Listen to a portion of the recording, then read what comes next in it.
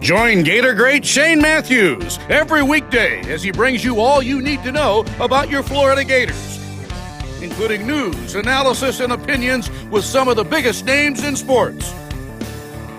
Find us on Spotify, Apple Podcasts, Google Podcasts, or wherever you listen to your favorite podcasts. Or watch us live at 8 a.m. on Facebook, YouTube, and Twitter.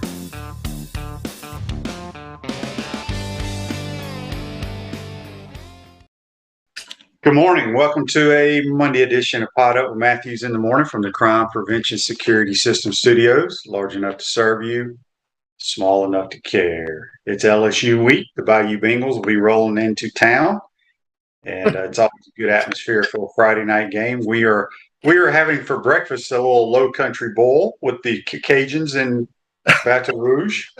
JC, you're on the Titan More Hotline. What do you think about that? Can you see it? Well, yeah, that's a little strong for me at this hour of the day, QB. You got to battle.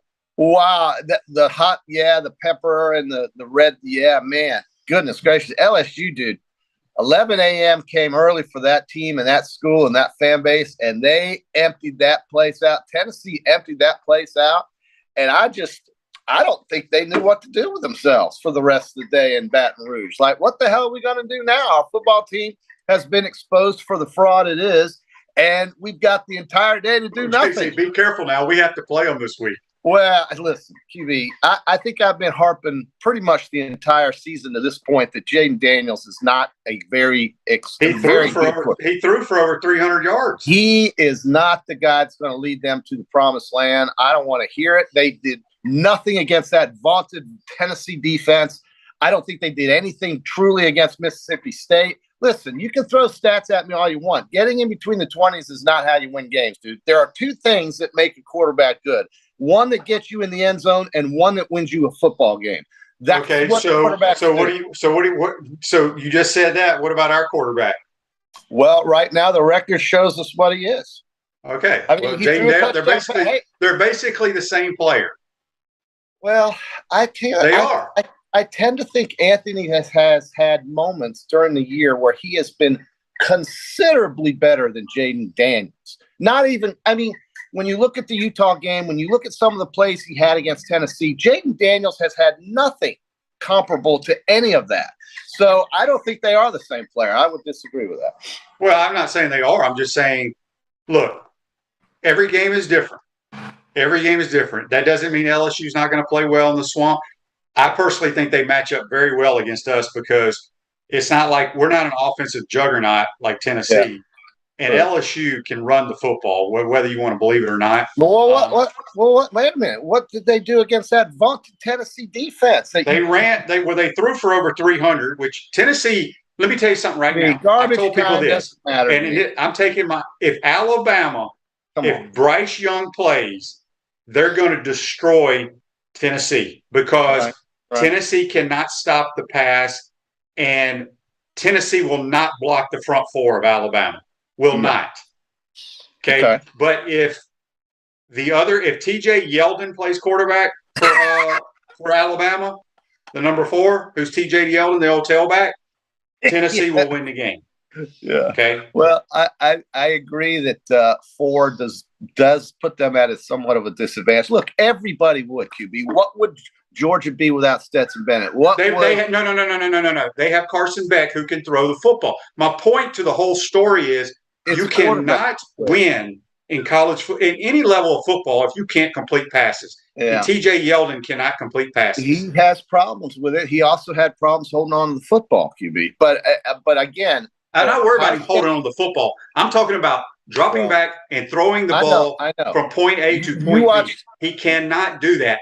And he will not be your quarterback when Bryce Young graduates. I can promise you that. No, I wouldn't disagree with that at all. I just think, though, that when, I will get to Alabama in a minute, but when a team loses their leader, and Bryce Young is the leader, and they're different. They're a completely different team on both sides of the football almost. Yeah, I disagree with that. You don't think Ohio State – so let me ask you, C.J. Stroud goes down or Caleb Williams goes down, my point is I don't know who their backups are. The point of the story is with Bryce Young being out has nothing to do with the defense of Alabama, JC. Nothing. QB, I know. The bottom line is your quarterback turned the ball over multiple times, and he can't throw the football. You can give me all the excuses you want. Right. He cannot throw the football.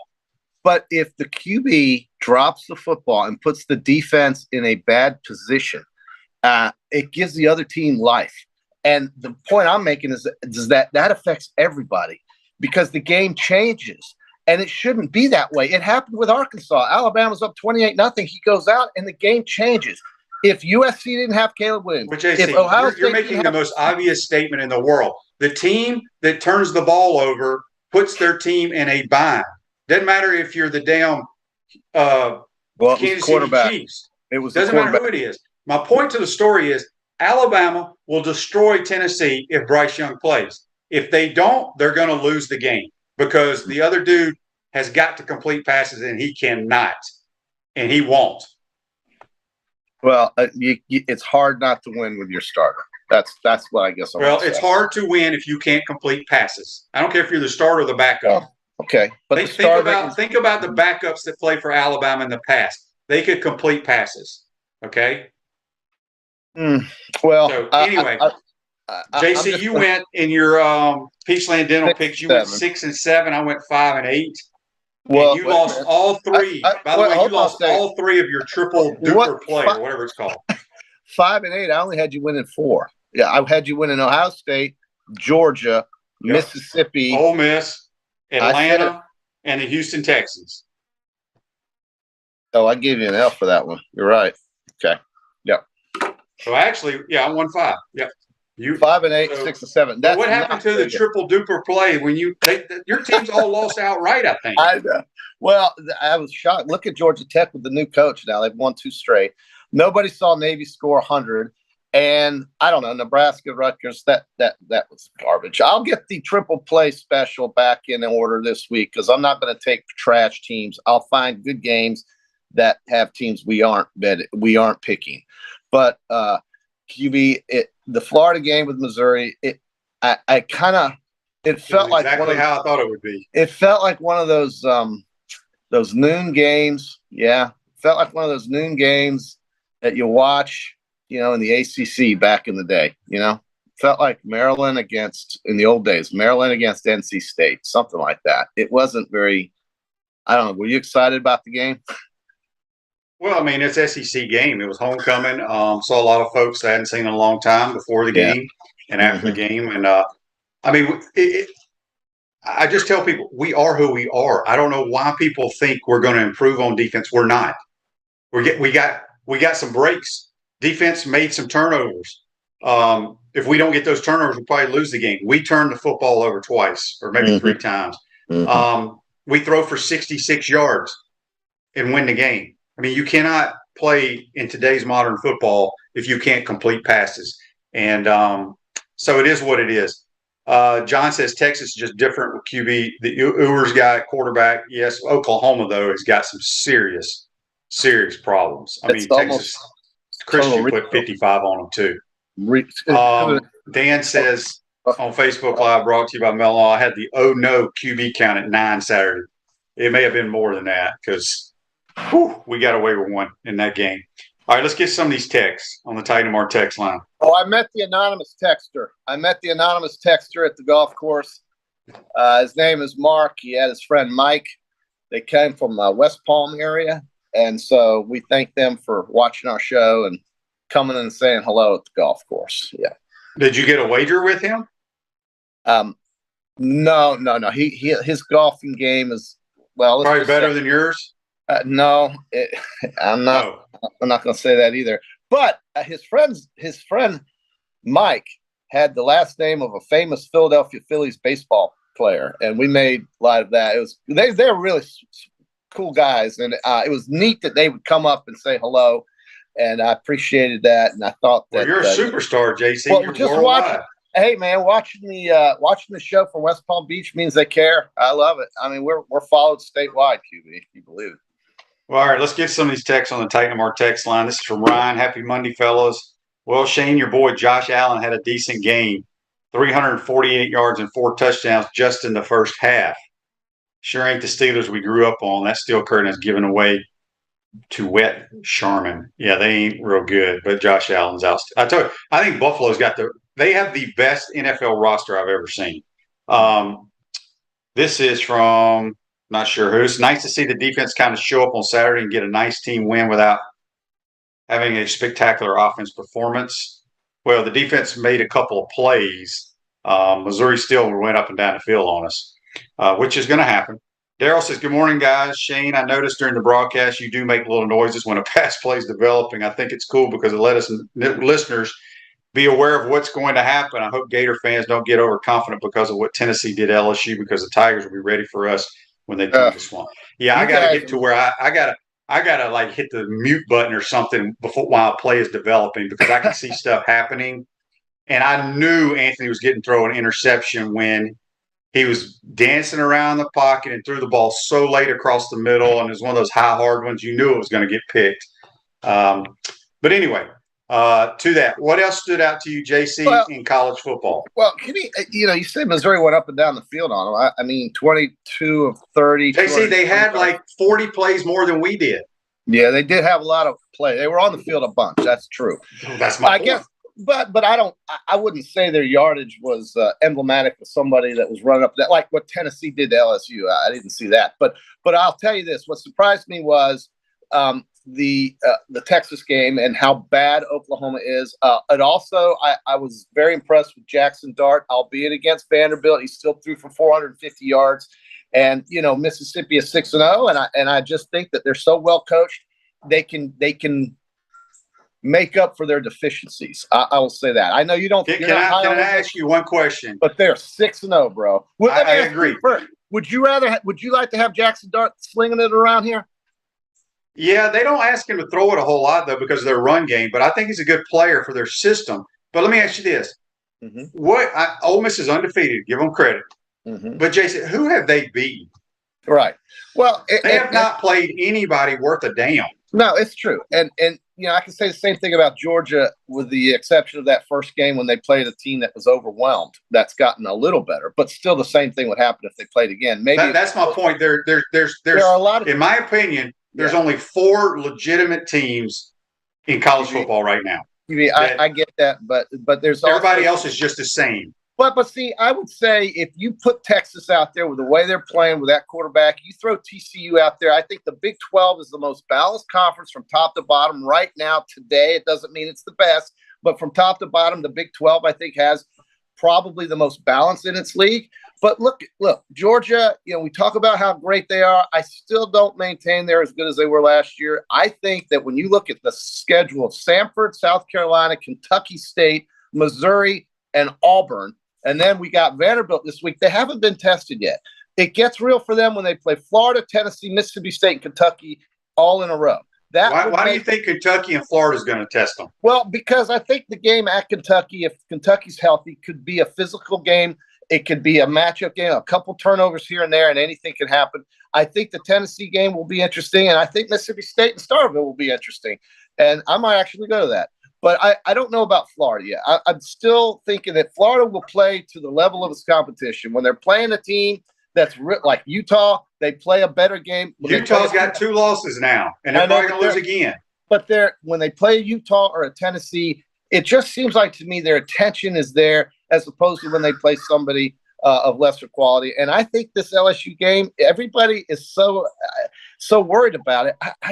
You watch LSU. JC, if you're a Gator fan, LSU is no different than the Florida Gators. That's why I tried to tell people. Like, I had people calling into my other shows that I'm on, and they took this like, well, it's Missouri. The Gators should crush Missouri. Folks, we were 5-5 since they come into the league. Okay, it's people have got to get their 90s and early 2000 Gator teams out of their head. We are not there, and it doesn't matter who you're playing. It does not matter, is my point. Monty says on Facebook Live, brought to you by Mellon Law, did you see the 4th down punt in the FSU game where the punter crossed the line of scrimmage for punting? The penalty resulted in NC State getting the ball deep in FSU territory. I've never seen that before. We talked about it a couple of weeks ago. I forgot what game it was, but a It was kind of a bad snap. The punter picks it up, and he literally runs 20 yards past the line of scrimmage and then punted the ball.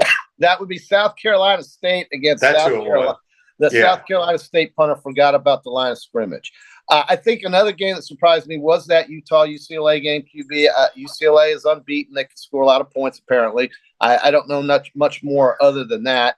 And really, other than that, there really wasn't something. There wasn't a whole lot of, I guess you could say, surprises. Oklahoma State is undefeated, and nobody ever cares about Oklahoma State for some reason. But Spencer Sanders is a real. Do you see how Texas Tech gave that game away? Yeah, I mean Texas Tech is good at that, aren't they? That's Texas. No, Tech. but do you know what I'm talking about? Well, I didn't get to watch the whole game. Okay, Texas Tech is up. Texas Tech is up 10. Yeah, and they do an onside kick. Oh yeah, I and saw don't that. get it. That was very early in the game, wasn't it? No, I mean they were up 10. It was in the second half, I think. But anyway, Texas Tech's a pretty good team. David says here on Facebook Live, brought to you by Mellon, says Jaden Hill had a great game. He played where receivers were. How come our other guys treat receivers like they are not to be close until they catch the ball? Right. He did play well. But I will tell you this. Both interceptions are credited to Ventrell Miller. And the reason why is he rerouted the receivers as he was dropping into the flat, and that caused the pick six because it knocked the receiver off his route, allowing Jaden Hill to jump it. And then the other one, all that they threw on the 4-yard line going in, was a bad play call because you don't throw curl routes that close to the goal line. And Brady Cook just threw it a little inside. But yeah, Jaden Hill's good to see that happen. But Ventrell Miller was the reason for a lot of those. Well, he's their best player on defense, without a doubt. What I enjoyed seeing was Ricky Pearsall get involved again. Get him the ball as much as you can, folks, because he's exciting. He makes things happen, and he's dependable. Get the ball to Ricky Pearsall. But well, we got to throw it to him. We have trouble doing that sometimes. They did sometimes, but they did finally find him in the corner of the end zone. I think we only completed 6 passes. I think we were 6 of 14 for 66 yards. Joseph asks, QB, what do you think about Billy's timeout right before half? Well, what happened was it was Mayday situation where Missouri's running their field goal team on. We made a stop, and all our big, slow defensive linemen are walking off the field, and it would have been a penalty. So he had to call timeout. Our big what? Slow, just, doing this to the crowd. Get off the field. Know the situation. So he had to call timeout. Well, shoot. Kentucky, I do like that. Okay, here's what I want to get to this, Toby, and I'm sure we'll talk to Scott Carter about it. Toby says the defense needs to work on getting better at those long third downs. Okay, they converted 3 or 4 that were 3rd and 15s or more. However, out of all of them except one, they had a good design play that they threw a corner route. The other ones was just the players not making the play. I mean, they threw a flat route, which was thrown 4 yards past the line of scrimmage. We took a bad angle, missed the tackle. Then the guy makes 3 other people miss and runs for like 18 yards. It ain't the scheme. It's called execution. But people want to blame the damn defensive coordinator. Florida had 36 plays. I told you. Did you didn't watch the game, did you? I watched the second half. Yes. Missouri was on the field the entire game. 36 plays. Yeah. I told you that. That's what I'm telling you. We are who we are. We cannot stop anybody, and then we're feast or famine on offense. I will tell you this. You kept Missouri to 17 points, QB. It was good enough to win. Right, but Missouri threw an interception on our 4-yard line, and Missouri threw a pick six. Utah threw one in the end zone. But my point was, it happens. The offensive line and the running game got going in the second half, and they schemed up some really good runs. Wes says, Shane, aren't we the youngest team in the country? Roster seems to be mostly freshmen and sophomore. We might be. I don't know. But I think looking at that these days is a waste of time because your roster is going to change dramatically from year to year now because of the transfer portal. Wow. Look at this. Pearsall had 1 catch, 9 yards, a touchdown. Well, he was open other times. We just missed him. Yeah. Don says, when AR got dinged up, Kitna was warming up, and I got a Dan Mullen feeling that coaches just didn't want to put him in. Why? If the HBC was coaching, he would have put AR on the bench a long time ago. I agree with that. I thought Anthony gets dinged up every time he runs the football. It's unbelievable to me. It's true. Well, that's crazy about what you said about Dan Mullen. You just mentioned something. I read something about him, and his choices at quarterback are amazing. By the way, since I just want to change something just real quick. Do you know that through 53 games, Jimbo Fisher and Kevin Sumlin have the same record? Well, Jimbo's got one more loss now because of that game the other night. But they sold the farm for Jimbo. I don't know. He must be really convincing. I don't know. Sometimes Mullen and his quarterback decisions, you have to bring into question now these days. You really do.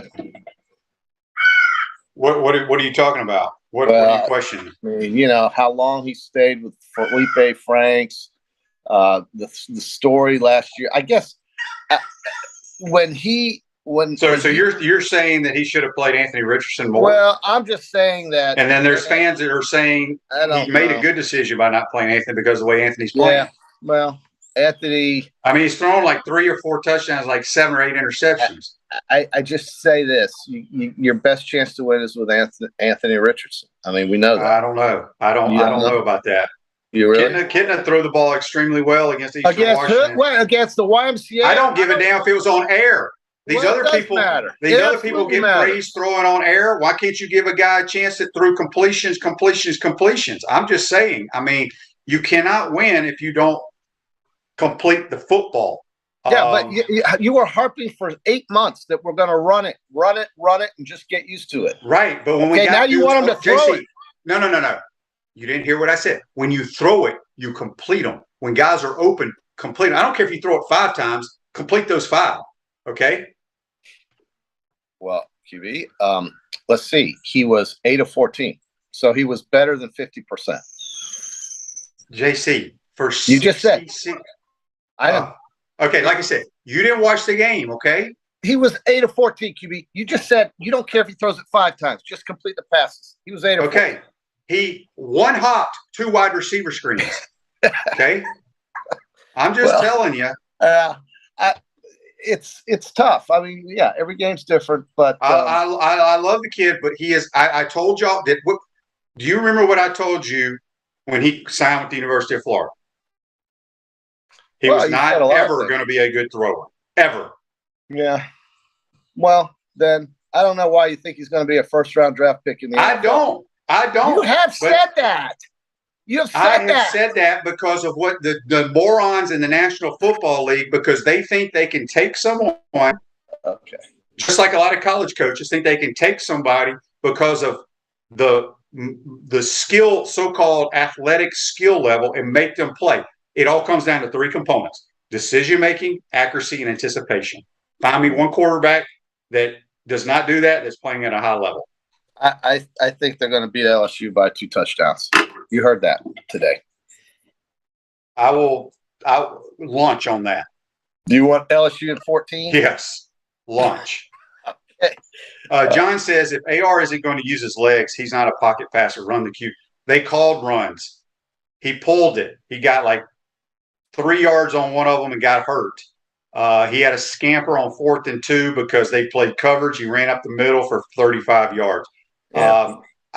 Look, I don't know a whole lot about anything except how to play quarterback. and the other thing is the team has bigger issues than just the quarterback, and nobody wants to admit that. Yeah. Or face the facts. Yeah. Listen, I just think they will play better when they play better against better teams. I just do. I think I've seen it twice now. The 2 best teams on their schedule, they play pretty decently. And yeah, but here's the thing.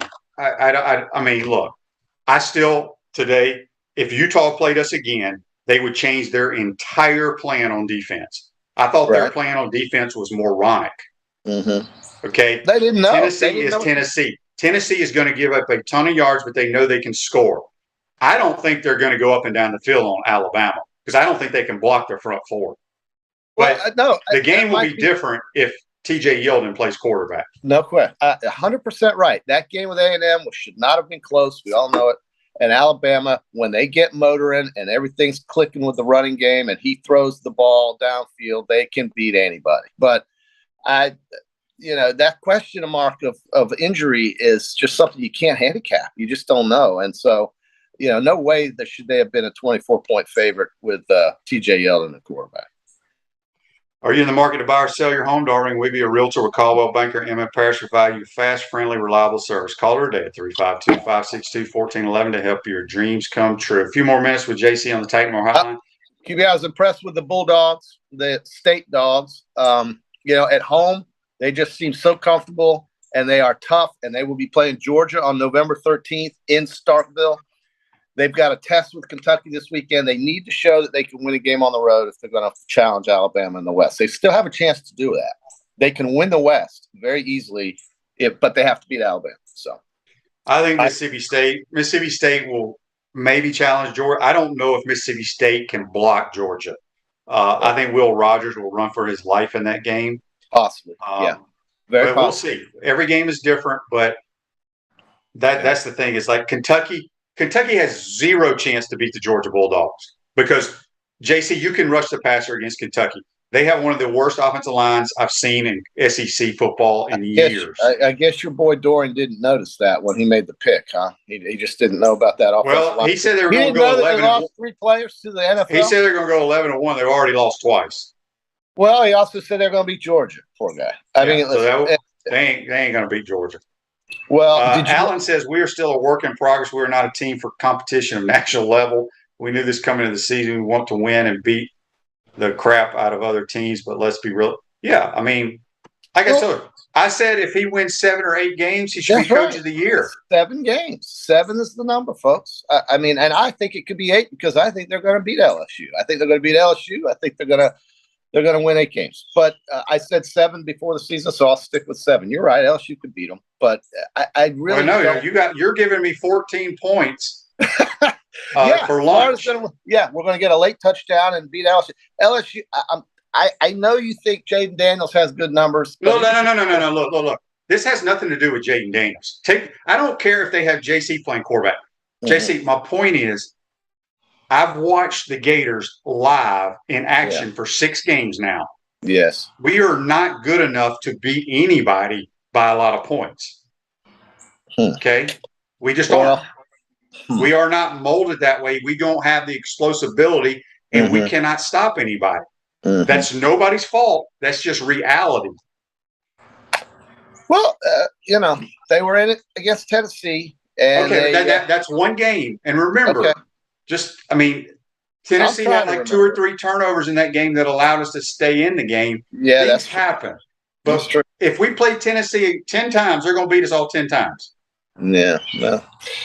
I guess, but I'm just thinking right now in the West, there's 2 teams that scare me, or 2 teams that have a chance to win it, and that's Alabama. Well, there's 3. I still think Mississippi and the Mississippi State team are going to be difficult to deal with. In the East, it's Georgia and Tennessee, but Georgia plays them at home, so I like their chances obviously in the East.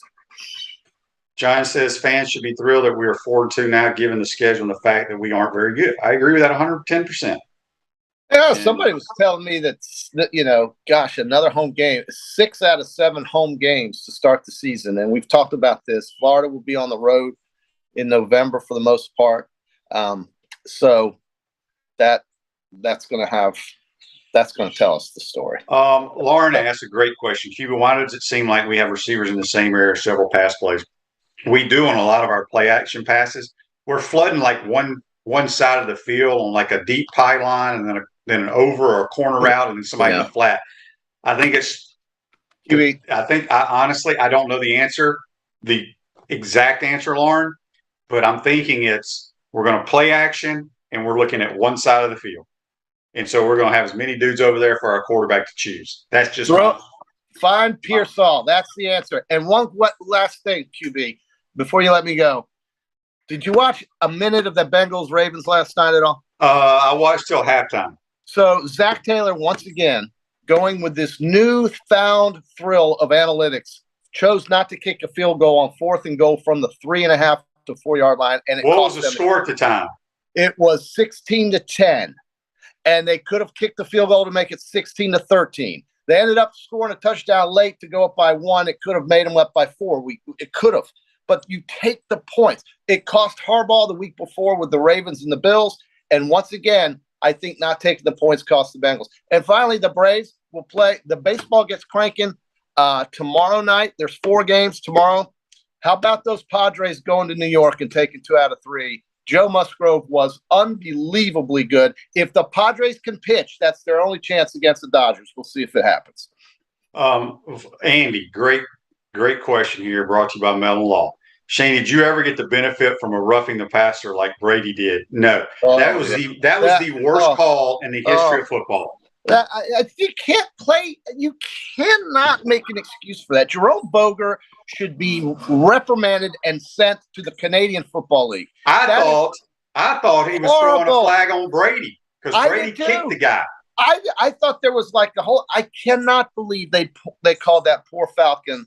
All he did was tackle the guy. That's all he did. He didn't rough him. He didn't use unnecessary roughness. He didn't lead with his crowd. He simply tackled Tom Brady, and Brady got that call, and the Bucs ran out the clock. It's a shame because the Falcons were about to win that game, and they did cover, thank God. So I don't know, man. I'm tired of these referees influencing the outcome of games, and I'm tired of these coaches using analytics. Get the damn points when it's 4th and goal from the 3. How much time was left? Up to win the game. There's a whole quarter. Just kick the damn ball and get the points. That changes the way everything is in the 4th quarter. That's going to cost guys their jobs playing that stupid game. It's like when these managers in baseball go and use 10 pitchers to get a relief.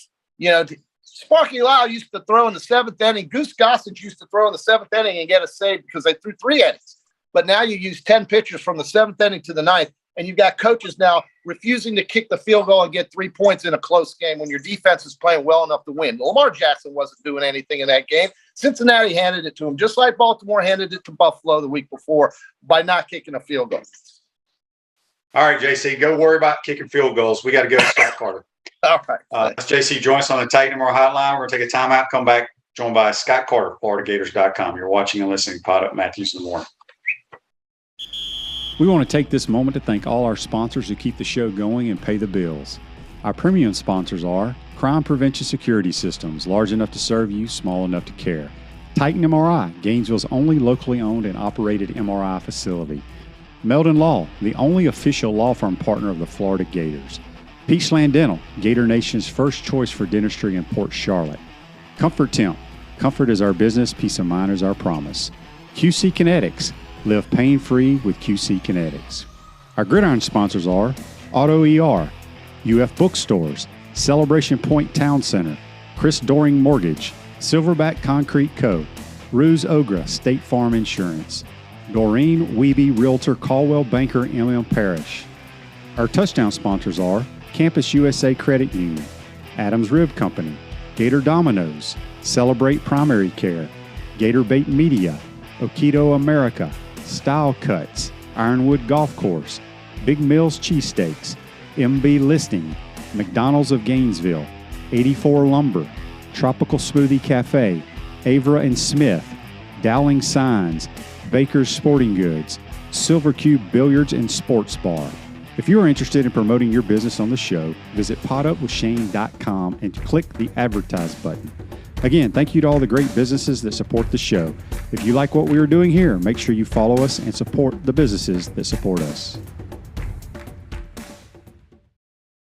Welcome back to the Crime Prevention Security System Studios, large enough to serve you, small enough to care. Celebration Points where the Gators go to celebrate with premium brands like the Keys Bar and Grill, Medici's, Regal Cinemas, Dave & Buster's, Nike, Le Macaron, the Gadget Guys, and the HBC's restaurant, Spurrier's Gridiron Grill, now selling Head Beer Coach American Lager 16-ounce cans at Spurrier's. Visors in Ben Hill Griffin Stadium. We'll see you at Celebration Point where the Gators go to celebrate. We're going to head to the Titan More Hotline now. We're going to be joined by senior writer, FloridaGators.com, Scott Carter. Good morning, Scott. How are you? Shane, what's going on, buddy? LSU week, man. This is always a fun one around here. You know that. It is. You know, I just argued with JC. He thinks the Gators will win by 14 or more points. I like, JC, hang on a second, buddy. Have you watched the same team I've been watching? We ain't blowing anybody out. You can't worry about what Tennessee did to LSU. This rivalry, crazy things have happened.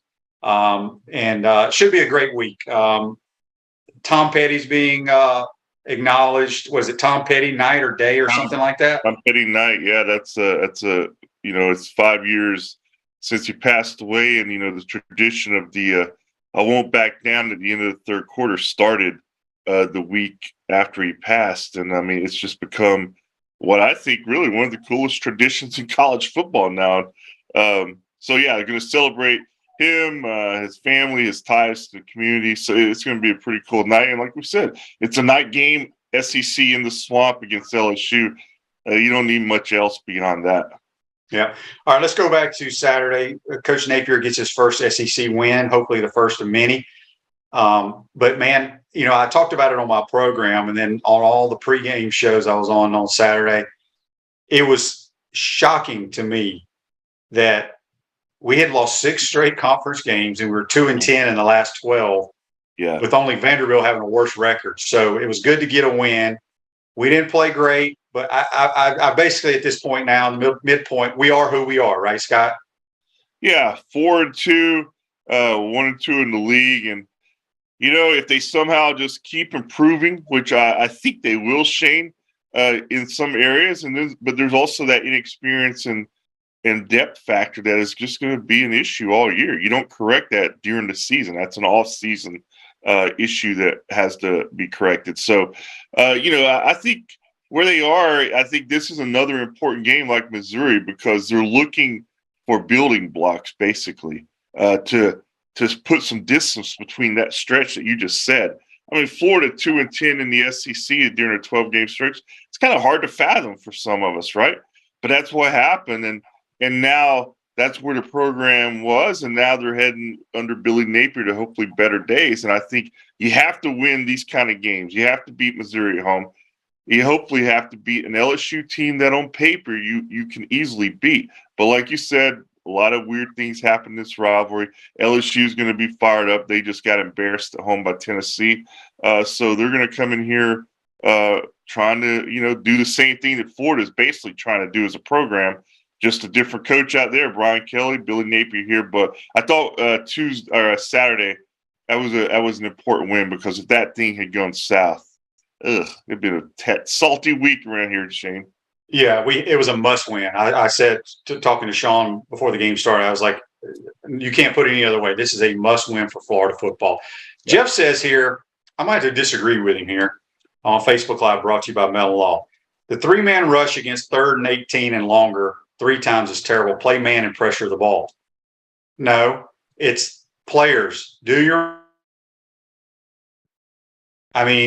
no way, and we rush 4 at times, not just 3. When it's 3rd and 16 or whatever, and they throw a flat route, a 4-yard pass past the line of scrimmage,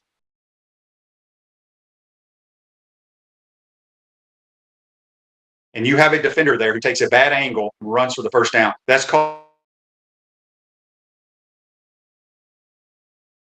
player execution. It's player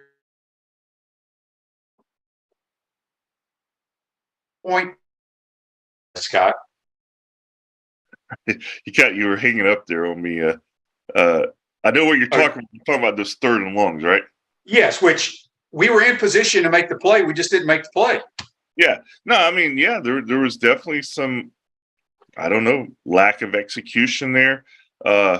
Whenever you give up that many 3rd and longs in the same game, it does seem like, okay, is it schematic or what? Can players just be in the wrong spot or not make the play that many times? Well, yeah, that can happen too.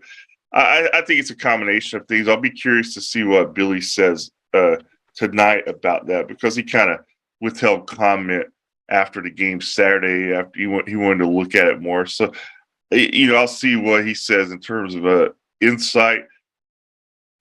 It's one of those things. Yeah, you've got to make those plays because that's just the killer, man, for momentum and for your defensive psyche. But it's also you've got to have guys do their job. I mean, that's no other way to put it. I mean, and if they're not getting it done, try to find somebody else who can. Yeah. Andy has a question here brought to you by Metal Law. Scott, do you think Trey Smack will get a chance to compete in the kicking game? We've lost we've missed too many field goals, basically. Yeah, I mean, I wouldn't be surprised to see that, but also Napier after the game, he said some of that was on him. I mean, those were long field goal attempts. They weren't exactly chip shots. And Mahalik has hit those before. So, I don't know if he's in a slump or what, but it never hurts when a guy's starting to miss. If you have another talented guy like Smack, and Smack has altered the kickoffs. I mean, he's done a much better job, I think, in the kickoff game than what they were doing before he took over. So I wouldn't be surprised to see that call the open competition, Shane, for maybe the rest of the season. But Billy did say, he'll take some heat for that because set up some long field goals for the guy. Well, I'm going to take my coaching hat off here, Okay. and Billy is very calculated and does a tremendous job when he speaks to you boys, the media boys. He never calls players out. Nope. But 50 yards and less are chip shots in today's modern football, in my opinion. Yeah. So I think you will see Smack get an opportunity. Maybe not. Maybe they'll give him another chance to get his confidence back. But yeah, I mean, it's a smart move. I mean, I think Smack's probably got the higher upside. Mahalik came out of nowhere and really did a good job. So yeah, it's kickers, man. Those guys are week to week. Yeah. Daryl asked on Facebook Live, brought to you by Mellow, how did the defense look to you Saturday, Shane? Like they have all week or all year. They are who they are. Ventrell Miller made so many, I don't want to say game-saving tackles, but plays, shoestring tackles when the running back or receivers got through the line of scrimmage. He was all over the place. He is probably the only player on our roster outside of Osiris Torrance that will garner any first-team SEC votes, all SEC team votes. But defensively, we were on the field way too long. We couldn't get off the field. They ran a ton of plays. We pressured Brady Cook at times. But I like I said, I think we are who we are right now on both sides of the ball, and we just got to keep playing. That's it, man. Yeah. So anyway, Greg says, wasn't Smack highly recruited? Yeah, I think he was a highly recruited kicker. So anyway, all right, let's go back to the offense.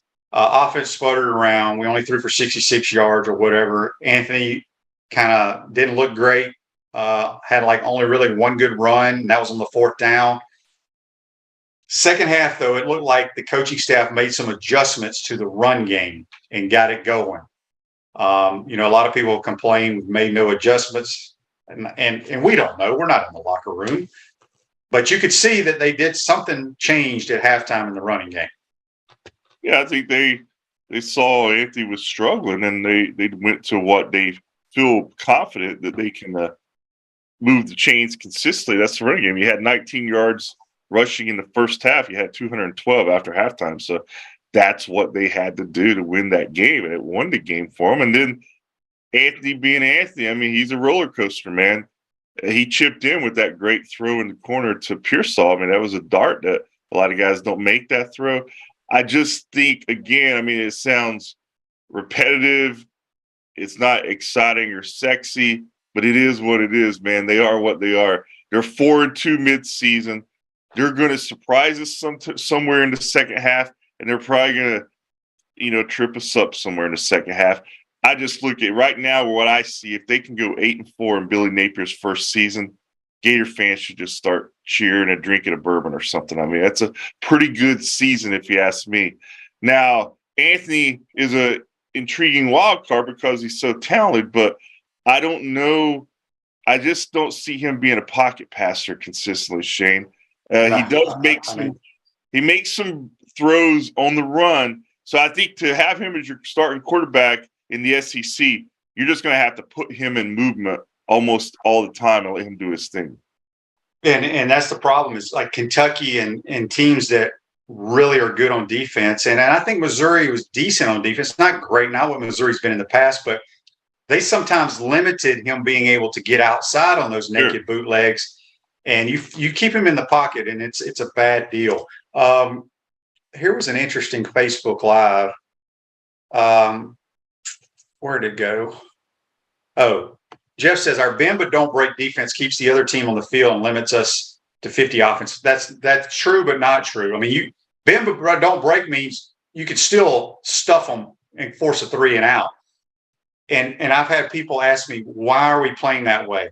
Because it's the only thing that gives us a chance of winning. Because if you go back and you watch that tape, Missouri, yes, would drive the football, but what would happen? Holding call on the left guard. That puts them behind the chains. Now, they converted some of those, but usually when you drive the length of the field, it limits percentage-wise of your chances of getting points. People want us to get up there and all-out blitz and play man coverage. You're asking for the other team to strike up the band. I mean, you're giving that team a great opportunity to score quickly. So, Daryl asked, do you think Lingard should get some carries? He looked explosive. No. The other two guys, and Naquan brings so much other stuff to the table that the fans don't know about. He's like the quarterback on the field when he's on the field. Yeah, he is. He's the smartest offensive player we have. I know that for a fact. But the other two running backs, 2 and 7, are really, really good players. At Chris Doring Mortgage, they do mortgage lending right, helping home buyers throughout Gainesville and North Central Florida. Call Chris Doring Mortgage today at 352-244-0840. A few more minutes with Scott Carr. Let's get some of these texts on the Titan Mar text line. This says, Shane, here's the thing. No one's asking for an AR benching. Just maybe sit him for a series every so often when he's struggling, just to give him a breather. I really thought Jalen Kitna was going to go in when he got dinged up the other day, but that didn't happen. And then this one says, guys, I don't like to dwell in the past, but would have Coach Spurrier have already made a QB change? Does Adar fit Napier's scheme more than Kitna? That's Daryl. Here's the thing. Coaches get enamored, and I understand why, with guys that are really gifted, whether it's arm talent, leg talent, speed, whatever. But there's going to get to a point where it gets to he's no longer a young player. He's got to start performing at a consistent basis, I should say. And Billy Napier talks about his quarterback. Scott, I don't know if you've done a story on it, but he calls it like in baseball, this guy's a 5-tool player or whatever. Yeah. He has a phrase for his quarterback. Do you know what I'm talking about? Is that the 4-deep player? Yeah. What'd you call it? I've heard 4 deep. It's 4-dimensional or something like that. 4-dimensional. Deep. And I don't know if it's the quarterback's has to be 5D or what. I can't remember, but it's going to be interesting to see because he's got to get to that level at some point. And I think that. Go ahead. No, go ahead. Go ahead. I mean, I think that's what we were talking about earlier with Anthony. I mean, he's such an intriguing guy, talent-wise, that it's hard to move away from him. Obviously, he still has so much growth in a lot of the parts of his game, and can he get there? Maybe he can become a much better pocket passer with the coaching and experience. It's going to take some time. Well, he's not there yet. And here we are talking about Anthony a lot, and you still go back to Saturday's game. To me, he made the biggest offensive play in the game for the Gators, that 32-yard scramble after, I mean, if they don't make that play, they turn the ball over on downs, but they scored right after that on a 3-yard run by Johnson. They take the lead, and they didn't lose that lead. So that's why coaches get enamored by those guys, Shane, right? I mean, because if things go wrong, the guy is so athletic, he can run 32 yards and just, all right, let's, that's what he is. And it is an interesting, it reminds me a little bit about when Felipe took over, everybody was complaining about some things he didn't do well. and they were right, and they're right on Anthony. But Anthony has, to me, more what's that word, upside, that they love to use. He has more upside. But now Felipe's playing tight end in the NFL. Will Anthony one day do the same? Maybe. You just don't know. You just don't know. Jordan Reed, right? Jordan Reed, yeah. I mean, but there's certainly, I think he still is worth the investment and the time. I mean, he is. But talent. If he could ever just be consistent, nobody needs the splash plays. Splash plays come, but be consistent on the other stuff. Text from the Titan MR text line from Frank says, did Billy warm up Kitten at the light of fire into AR? No, AR got dinged up. And that's the other thing. He gets dinged up, it seems like, every time he runs the ball, too. So, yeah, he's been banged up really since that Kentucky game, I think. And, he's, the benching, too, is, I think it's a sensitive topic, with him, because he talked earlier this season, even without being benched, about losing his confidence. And that happens with quarterbacks. And, it's a tough spot when you're trying to manage that situation. So, it's going to be fascinating just to watch it play out, Yeah, it is. So, all right, Scott, I think you need to do an article, because we've had some people talk about the 4-dimensional player. 4-dimensional. Have you ever done an article on that? I have not gone deep on that, so I need to. I'll try to get into that in the second half of the season and write something, because I've set in on some speaking engagements where Billy was the main speaker. Yeah. And I thought he said he wanted all his players to be 4D players. Maybe I'm wrong there. And then the quarterback has to be another level. But maybe 4D is the highest level. I don't know. But that would be something interesting to see from a standpoint where he's wanting his players to get to.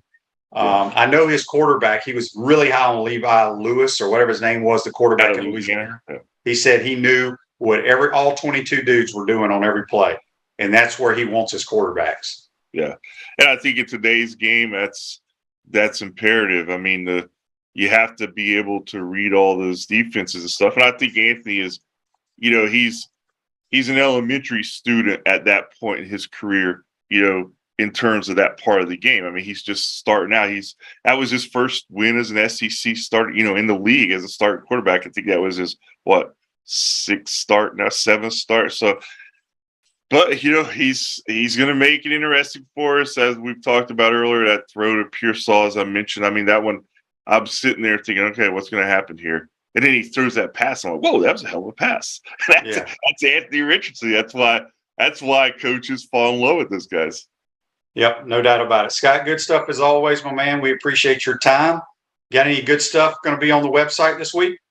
You know what? I'm a little excited about a story, Shane. I'm going to talk to Tom Petty. I'm a huge Tom Petty fan, even long before. So I'm talking to his family, his brother this week, his daughter, and just trying to get what they think of all this. I won't back down, and what it's really become. I'm curious to see what they think their dad would think. Yeah. Let me ask you this, because, you media boys, now, it may be different since you work for the University of Florida, but people may not realize a lot of people in the media that cover the Gators obviously are Gators, graduated, but they're not allowed to wear Gator stuff in the press box. They're not allowed to cheer. Do you the media boys, get their phones out and all that and sing to Won't Back Down? I haven't. I guess I'm just so consumed by looking at it, watching it. So I don't necessarily do that. But, I tell you this, Shane, I mean, it's been around now for, like I said, 5 years. And every time it happens at night and that place is packed, you still feel like a little tingling on the back of your neck, man. It's just a special moment, Yeah, it is. So I'd like to see Mike Bianchi and Buddy Martin, Chris Harry, yourself singing along to Won't Back Down. Yeah. Hey, man, good stuff. Good stuff. We'll talk to you soon, Scott. See you, Shane. Scott Carter join us on the Titan MR hotline. Ruse-Ogre State Farm Office is a team of dedicated insurance professionals ready to help life go right with the right insurance options for you and your family. Visit ogreinsurance.com, 352-240-1779. Real quick, this day in sports brought to you by our good friends at Comfort Temp. Comfort is our business. Peace of mind is our promise. Give them a call at 352-376-2366. This day in sports in 1994, the New York Giants retired number 56, Lawrence Taylor's number. And boy, was he a good player. And the G-men are playing good football. They're 4-1 right now. That's brought to you by our good friends at Comfort Temp. Hope you enjoyed today's program. And Andy says, if you were coaching A&M on Saturday, what would your call be on it would not have been that. I would have gotten the ball to A-Chain, number 6, the fastest guy on the field. It's somehow. I would have even run the ball from there because it's the last play of the game. Give it to the fastest guy, maybe a toss crack or something. But I would not thrown whatever, I don't even know what you call that route they ran. But hope you enjoyed today's program, folks. And make sure you tune in tomorrow. We'll keep breaking down LSU. Florida should be a great week. Have a great day. See you tomorrow.